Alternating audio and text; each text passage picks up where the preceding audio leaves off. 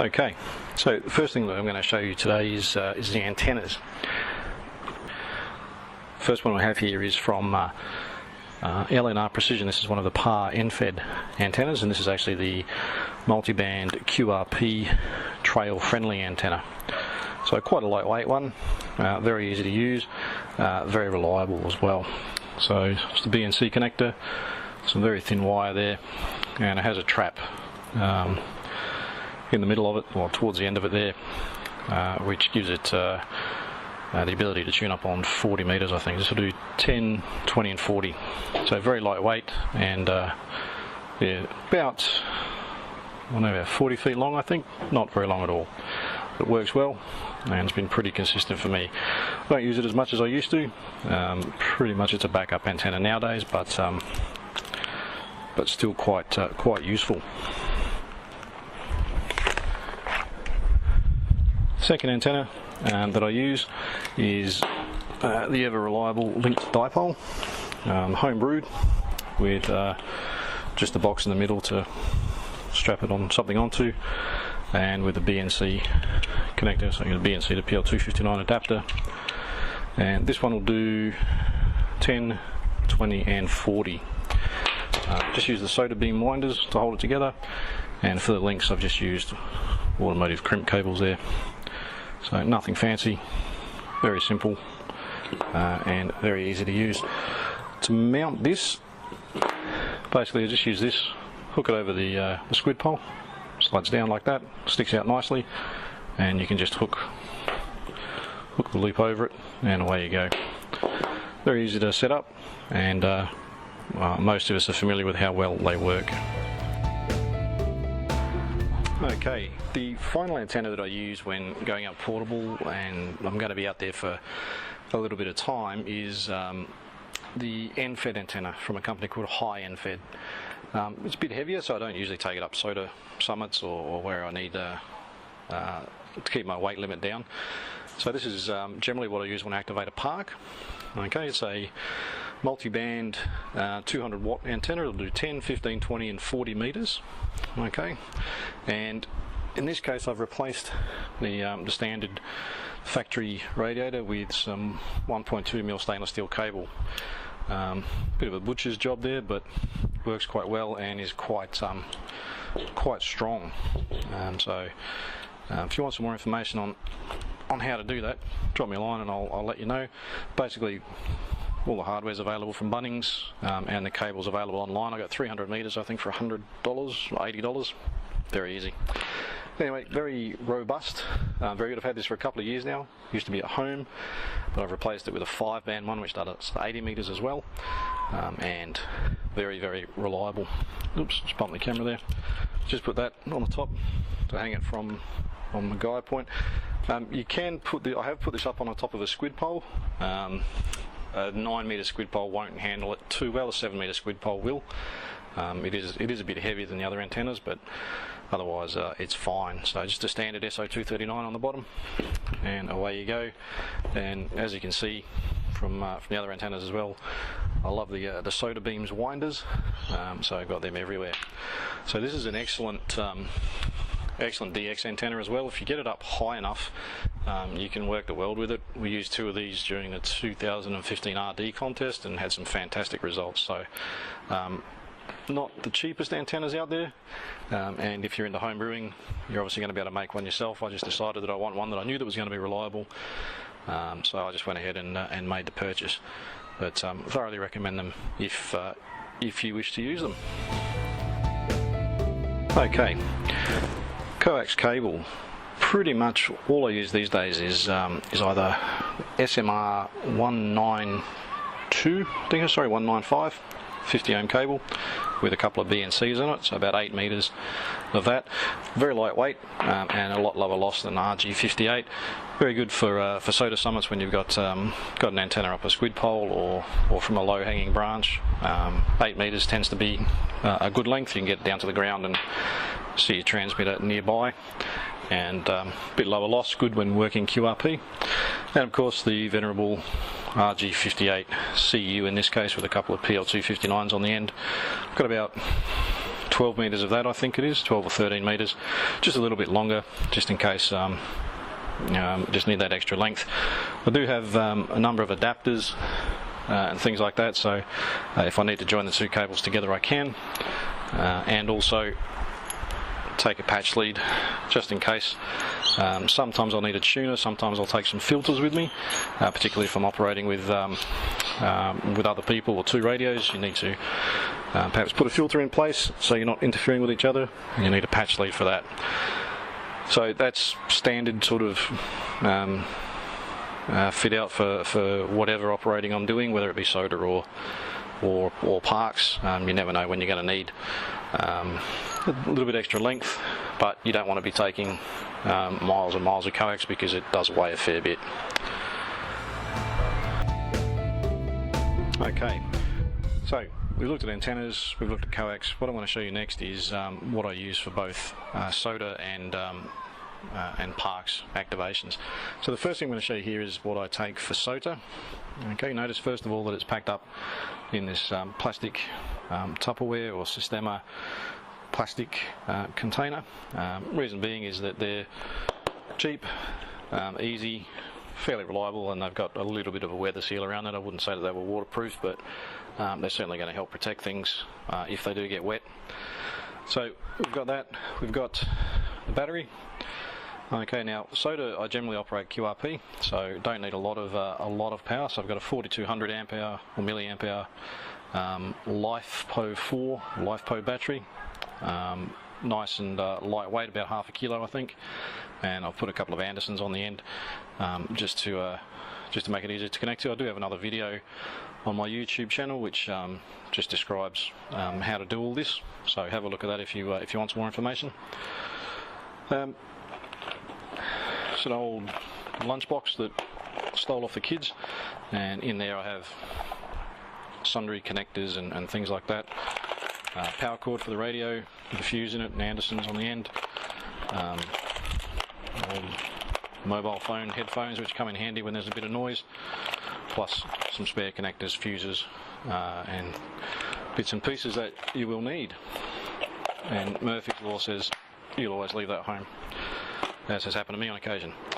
Alright, microphone for the rig itself, just with a cloth over it to stop the display getting scratched in there.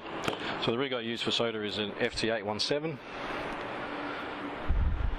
which is your 5-watt portable QRP rig from Yaesu. I think every second man and his dog has one, so I won't go through that in too much detail, but that's effectively what I use. So that just sits in the box there. Microphone, accessories, battery, and away you go. Nice and easy, and it all fits in the bag very nicely. So that's portable QRP, mainly SOTA. Okay, now for parks activations, there's something a little bit more heavy duty than SOTA. I use this. Now, a lot of you are probably thinking that's exactly the same. Well, it is very similar. Same size box, okay, 7 litre Sistema plastic box, and very much the same principle as what we had before, but in this case, slightly bigger radio, slightly bigger battery. So, once again, sorted box of sundries. Won't go through that one again. Heavier duty battery, in this case 8400 milliamp hour, so twice as powerful as the last one there. Gives me about let's say 4 hours of casual SSB from a park. You wouldn't use it in a contest, but it holds its end up very well. And radio and microphone, in this case FT857 with the microphone that attaches inside and power cord on the back. I chose to get the smaller or shorter power cable from PowerWorks. The one that comes standard is a couple of meters long, just a little bit too unwieldy, and probably has a little bit of voltage drop in it as well. So for portable battery operations, just went with a shorter lead there. So this one will do 100 watts if you need it to. Generally only ever go to about 50 if I need to. Occasionally, if conditions are bad, I'll crank it up to 100 for that QSO and then wind it back down again, as per our license conditions, which we all adhere to and read and know off by heart, of course. So once again, same principle,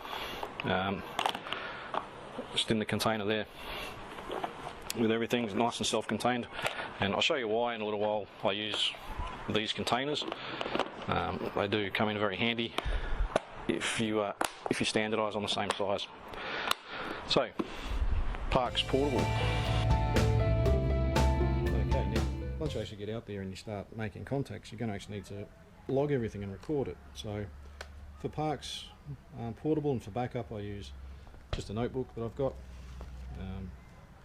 Nothing fancy. I usually rule up a couple of pages ahead of time and just use pencil to write down what I need to write down. Pencils are great because you just take a pocket knife with you and you can sharpen them, never run out of ink. And yeah, nothing formal, just all very scribbled down there, but well worth it. Easy to use, not going to break. Park's operation, something a little bit more heavy duty. So the clipboard here, which you can get from Officeworks, and opens up, and inside there's a whole bunch of stuff. So I've got some log sheets already printed up, ready to go. Just take them out, and you can just write down the date, where you are, a couple of details there, and it's just a standard everyday log sheet. Got this bit of Velcro strap here, slide him under there, clip him under there, and away you go. Very easy. Pens, pencils, erasers, all the things you need there. A copy of license conditions and a few other supporting documentation there. A copy of my license, just in case a policeman or a parks ranger feels that he has jurisdiction. And yeah, I've got this notepad here as well, which is for all intents and purposes an ordinary looking notepad, but it's not. It's actually paper in it is made from some sort of rock. Can't remember exactly what it is, but bottom line is it's waterproof. You can write on it when it's wet. So just in case I happen to be caught out in the rain, I need to write something down. Yeah, very handy. About $3 for a 250 page pad from Officeworks. I wouldn't be buying a lot of them, but having one with you is very valuable, I think. Finally, I've got this viewy tooey little thing here. It's just a quick reference thing. Just open it up and it's got band plan information, first aid as well, which is always handy. I've got all the details of all the different bands in there, every repeater in the country. What else? Beacons. I've got a 20 metre spider beam mast, which has some special guying arrangements. So I've just put some instructions in there on how to deal that, how to set that up if I forget. I don't use it that often. And of course, most important thing, all of the parks and their reference numbers in South Australia. So handy. Still got a few spare slots to go as I think of things. So well worth investing in one of those if you feel inclined. So that's how I will write you down when I have a QSO with you while I'm out in the park. Okay, so just to summarise everything we've seen so far, this is a typical SOTA equipment fit out, if you like. So as we talked about before, just the basic notepad, a couple of lengths of coax, 2 antennas, one to back each other up, and the box with the radio, the accessories, and the battery in it. So all in all, pretty simple. The only thing not shown there is a squid pole, which I haven't got one handy to show you at the moment. They're all being used for something. otherwise that's pretty much it. I'll go through and show you how I pack it all in a moment, and just how to arrange a bag for quick and easy stuff. But in terms of equipment, that's pretty much it. For a parks activation or something a little bit more heavy duty, here is generally the fit out that I take here. Not dissimilar to SOTA, just the addition of the other end-fed antenna there, and of course the box with a different radio and patch lead, and slightly more logging and note-taking capability there. Okay, so we've seen all the equipment. What I'm going to show you now is how I pack it all. So basically we just have a fairly heavy-duty backpack, which is a Caribbean brand. You can get it from most outdoor stores. It's nothing too bespoke. Basically just has a couple of external pouches and a great big internal compartment there. So just very quickly around the outside, just the top pouch here, some quick access items. Air guard, have to have that. Torch in case it gets dark, and single-use poncho just in case you get caught out in the rain. Down the middle here is generally where I'll pack the either the clipboard or the notepad for logging. Okay, that goes in there, out of the way and easy to access.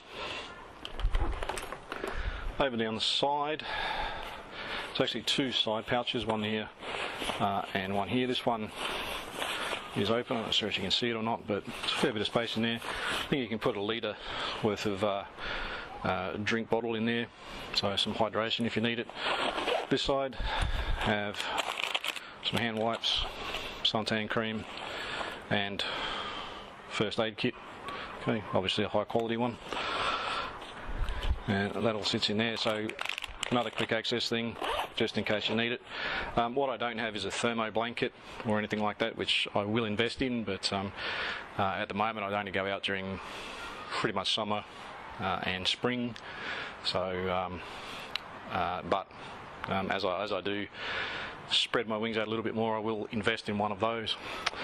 So that's pretty much the outside of the backpack. Apart from the straps, it just has your standard sort of backpacking type straps on it. I suggest you go and try it out before you buy one, just to make sure it's comfortable for you. So inside, okay, spare pen. So not sure how good this is going to come out on the camera, but inside we have this very large compartment here, which has just another section down the back there, but pretty much just one great big open area. So you can, if you want to, put stuff in here. I used to put my coax in there, but I used to find it used to get squashed, so I don't do that anymore. And at the top here we have a couple of pouches. Pouch there, a pouch there, and another pouch there. So I'll just go and show you how I pack everything, just to give you an idea of how it all goes together. So let's start with the radio first. So in this case, we're going to do a park activation, so we're going to take the 859, put him in there, and that just sits in there like that, nothing special. Now, here is where these come into their own. If I was going to go and do a SOTA activation, just take that one out, put that one in. Okay, it's the same size and fits in exactly the same way. And you'll see why that's important in a minute. So we'll put him back in. Okay. Now the antennas, the coax. So as it's a SOTA activation, we're going to take the lightweight antennas. So basically, the inverted V fits in there, the end-fed fits in here, nice and visible, nice and obvious, nice and safe. Okay, coax, as I mentioned before, just two reasonably small lengths. They fit nicely in here. eventually. Just do that up, pop him in. Okay, so there's your coax, your antennas, and your radio. Pretty much, that's 99% of everything. Okay, you've got your first aid kits. We would have put our notebook in the front pocket if we wanted to, and we're pretty much ready to go. There are a couple of other little things that you're going to need from time to time. If you're intending on putting wires up in trees, you're going to need a length of rope or two. So I've got just some nylon rope which I got from Bunnings, which I just tend to stuff down the bottom here just to give some I guess some cushioning against this in case the bag falls off my back or I fall over or something like that. So it just sits in the bottom there like that, easy as pie.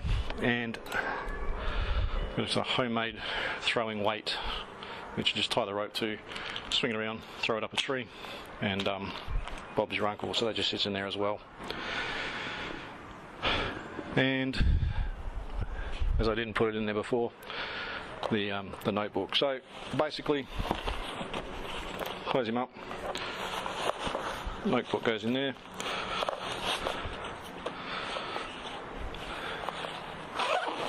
zip him up,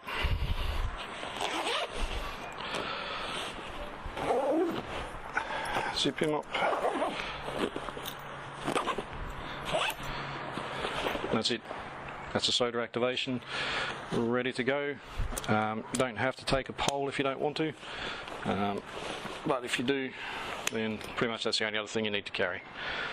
So you've got first aid in here, you've got water in here if you need it, writing, extra accessories there, and all of the technology inside the bag ready to go. The parks activation, as I mentioned before, there's just a couple of extra bits and pieces that go in there. And I did mention SOTA before, but I've put the heavy duty radio in there. Either way, doesn't matter. With the parks activation, that just usually sits in the top. Make sure I take the right radio, a squid pole, and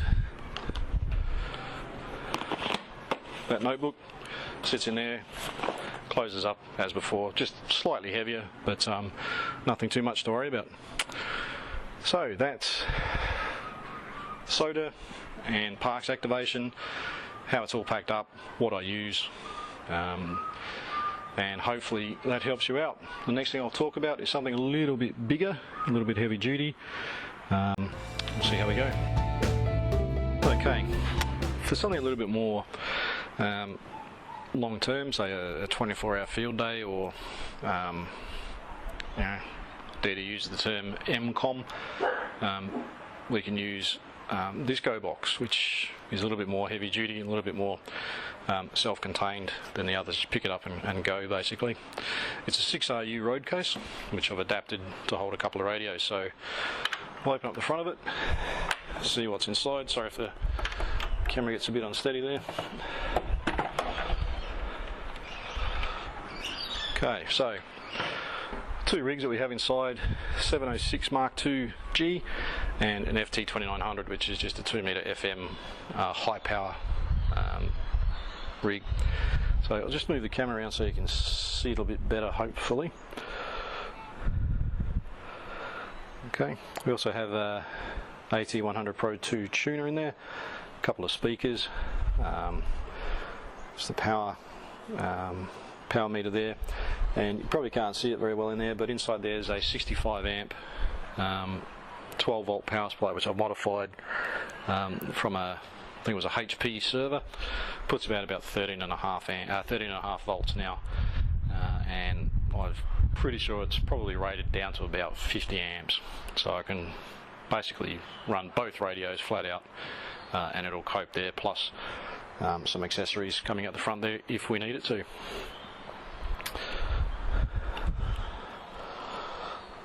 Okay,